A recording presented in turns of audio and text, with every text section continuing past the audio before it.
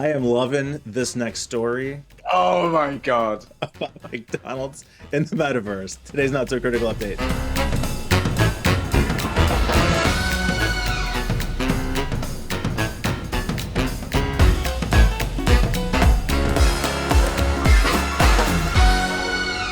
That was the worst pun ever, Mike. It was so good. Story. Worst. The but worst? The when it worst comes to one? puns, Give me time. The worst. Hang on. Do they do sausages? I don't know. Some fast food related pun in there, I'm sure. You could do burger, Mike. No, that's terrible. That was terrible. Anyway, this is a story about McDonald's. Establishing their presence in the metaverse. It doesn't say which metaverse, though. I'm curious about that. Metaverse Prime, obviously. Microsoft Metaverse Prime. Right. Yeah, that's Metaverse Prime. Whatever it is that we all end up getting sucked into. It also is a kind of a non-story because all they've done is register some trademarks. A few patents. Right. Yeah, patents. They want to be the first restaurant, which I'm totally for it. Listen, I'm a big fan of McDonald's. I love what they do, specifically with their Big Macs. I think that their tech is crazy. Mm-hmm. I love the idea of going to a restaurant in VR, right? And placing an order. Okay, so there's this game. It's called VR Chat.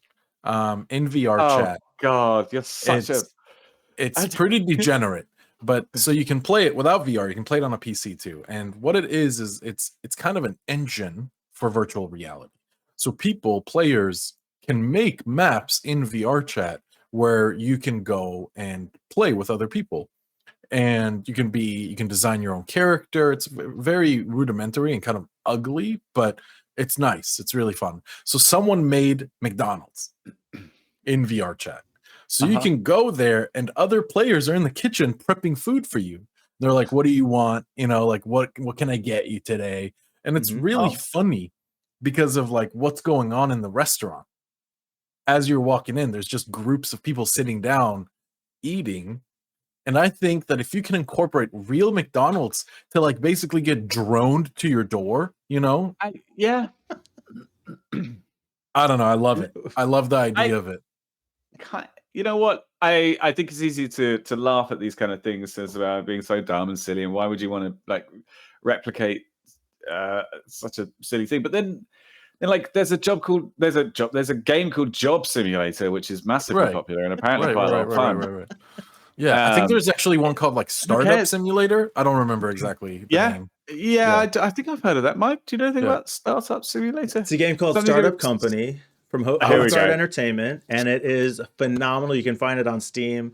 Definitely should play it. Come check out the Discord. I will answer all of your questions. Happy to help you. Anyone succeed in this game. You can check out my YouTube channel. I've got a bunch of walkthrough tutorial videos. Amazing game, Startup Company. Jonas, if you're watching, gratis good job. Sponsorship. Good job. Yes, thank you for delivering us this game. So no, but seriously, like go ahead, Peter. My point was just that different people like different things, so we shouldn't make fun of it. No, true. And there's an interesting podcast I listened to. It's called Some More News, YouTube video. It's kind of an aggressive style, so it's not for everybody. But he does a great, well-researched video on the metaverse. Should definitely check that out. I recommend it. But like, how could there be a good metaverse, right? Like, if we talked, I think, a little bit last week about there being kind of the next revolution or the next evolution in social media. Is there a model for a federated, open source, Second Life-like virtual world? The only way that could happen, and we talked about this either in a past or future story, is a kind of government-funded metaverse type thing. That's true.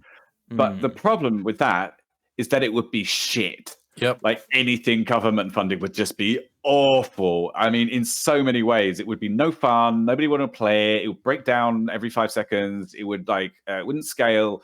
It would have some massive security holes, and it would be instantly redundant because some other company would come along and replicate it a million times better. So it's not going to happen. Okay, so hear me out, and I swear to God, I'm being serious this time. Okay. We need And an it's not immutable about ledger. it's not about no. It's not about immutable ledgers.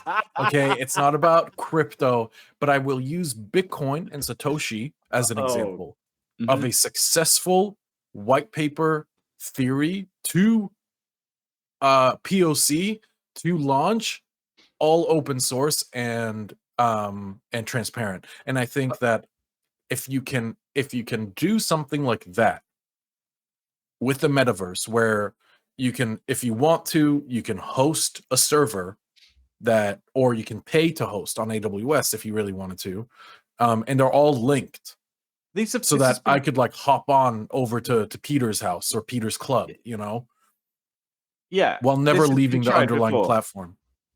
Oh God, you know what? This is actually something I'm embarrassed a bit, but I've completely forgotten the name of the federated chat system. It begins with an M, I think. Oh my God, I can't believe I forgot this. Oh, you're talking about not Matador. Matador? No, it's similar. You have a server. It's a federated chat system that interconnects different servers, so you can run your own and have your own.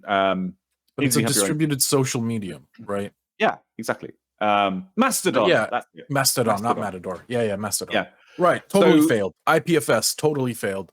Yeah, these they're plagued by issues. John, my question to you is: other than Bitcoin, can you name one other white paper to real project that exists? Yeah, the internet. Well, government sponsored. Honestly, the internet, like government sponsored. There is no better example of what was supposed to be, funny enough, this happened to Bitcoin as well. What was supposed to be a decentralized haven became centralized because there was no oversight over the internet. Anyone could connect to it because the infrastructure was there through phone lines, right? So it kind of, Google, companies like Google saw their opportunity. They're like, oh my God, we're really smart and we have funding. We can own this space. So now Google, AWS, Microsoft, and a couple other companies now do own the space. And you would be an idiot for trying to rival with them. It would be next to impossible. And on the social side, same thing happened. It's Facebook, Twitter, YouTube. Yeah, Insta. Doing the same thing. Right. So we've got like 50 years ago, we had the internet. Then we had Bitcoin. Are we due another, evolution in actual successful, a real paradigm shift? Yeah. What's it going to be? Yeah, I think it'll be MR. I think it's going to be mixed reality, where you swap between augmented and virtual. But how do you break out of the? Will always be. What? It's not a paradigm shift if you're still confined by the silos of Facebook's VR, Steam's VR, Google's VR, Apple's VR. When we're referring to paradigm shifts, I'm referring to the means of access, not what I'm accessing. I think it's still just an evolution. Then. It started with a radio. It went to television. It went to a computer, and the last paradigm shift was the smartphone. Yeah, I think it's a different model now, though. It's the silos created by the providers that create the barrier, not the interface itself. Until the paradigm shift is going to have to be driven by a breakdown of those silos, like more decentralization, more like we talk about net neutrality. We essentially can't have net neutrality anymore. The pipes are open. The problem is all the real estate is owned by the same handful of companies. Sure. It's not the providers, it's the platforms. We just shifted the problem. We have to be able to break that paradigm and get away from the being beholden to the platforms to be able to have any and Apple is system. Already gripping in. For example, depressing. I mean, no, but it's it's a good topic. Apple is now working on their mixed reality headset. People are projecting a cost of $2,200 for this piece of technology, and Apple insiders just said that they've delayed the launch for another year because Apple's struggling with heat dissipation, because they don't want the same size as Oculus. They want a low profile, good, fancy looking, just like their devices all are, headset or head gear. I don't know what you call it.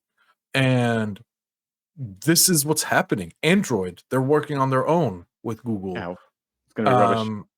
And the problem here is we are not, Apple and Google are not working together, right? It's going to be, you will have Apple exclusive shit, and you will have Google exclusive shit. You will have Oculus / Meta exclusive shit. And then the Amazon. only redeemer, of course, for sure, Amazon. And the only redeemer out of all of them, the only one that is actually good-ish is Valve. And Valve will not be able to hold their own, because everyone will want the Apple headset, who's an Apple ecosystem fanboy or girl. And people who are like, oh, but like Android will want the Android one, and we'll never solve this problem. We'll never break out, because you cannot compete with $100 billion budgets. You just can't, you know? So but then you us start three by saying can't that design. white papers. That's why I asked you about successful white papers. Oh, no, but I was just making, I was just theorizing. I was playing with the thought. I don't think we will ever be able to accomplish that. Oh, okay. Yeah. Great. Good note to end on. Thanks, John. Okay, we're all doomed. We're all going to Thanks, die. bye. Bye.